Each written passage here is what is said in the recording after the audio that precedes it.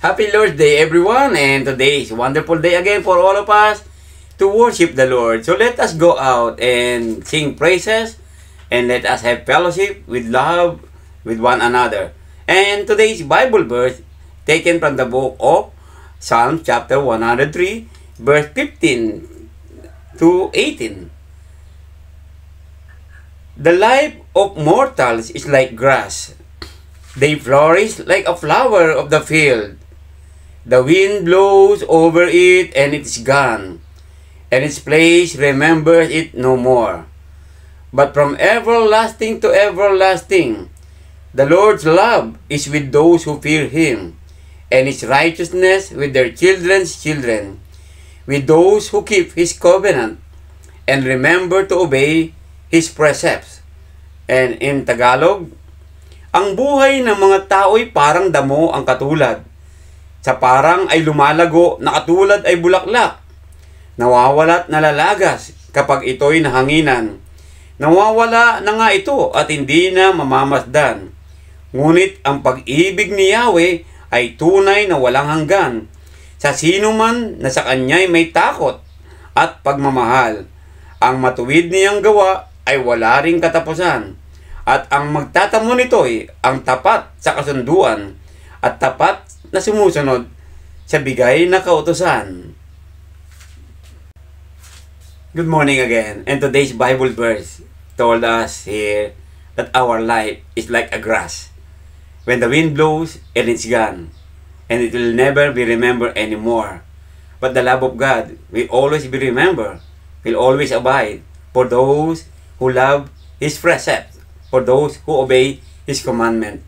Kaya po mga kapatid, dito po ay paalala, ang buhay ay parang isang damo lamang.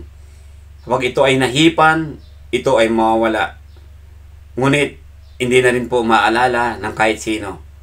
Ngunit ang Panginoon Diyos ay patuloy po ang Kanyang pag-ibig. At ang pag-ibig niya, kailanman ay hindi mawawala. At ito ay mananatili hanggang sa kaduluduluhan ng mundo. Ang pag-ibig ng Panginoon ay tiyak na hindi mawawalay para sa atin kung tayo po ay nananatili sa Kanyang mga kautusan at patuloy na sumusunod sa Kanyang mga alituntunin. Katulad nga po na nabanggit sa atin, ang Diyos, pag-ibig niya ay tunay na walang hanggan sa sino mang may takot sa Kanya. So matakot po tayo lagi sa Panginoon. At ang takot na sinasabi ay ang pagsunod sa Kanyang mga bagay-bagay o mga kautusan na sinasabi sa atin sa Biblia. Huwag po natin lapastangin ang Diyos sa pagsuway ng Kanyang mga kautusan. The Lord is always abide with us, with His wonderful love, with His unfailing love toward each one of us.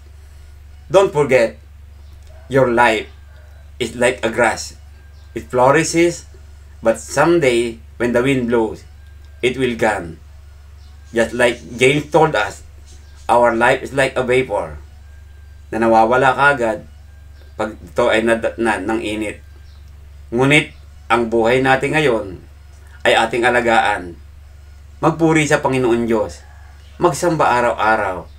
At lalo-lalo na tuwing araw ng linggo, magsamba tayong kasama ng ating mga kapatiran. Halina kayo. Do not forget what the Lord has told us. Do not forget what the Lord has commanded us. Let us praise the Lord. Let us sing praises and glorify His mighty name through our Lord and Savior, Jesus, our Lord and Savior Jesus. Kaya po, magandang umaga po muli sa inyo at samantalahin ang ating buhay habang tayo po ay nabubuhay pa. Magpuri, umawit, magsamba sa Panginoon Diyos. Magandang umaga po sa inyo lahat.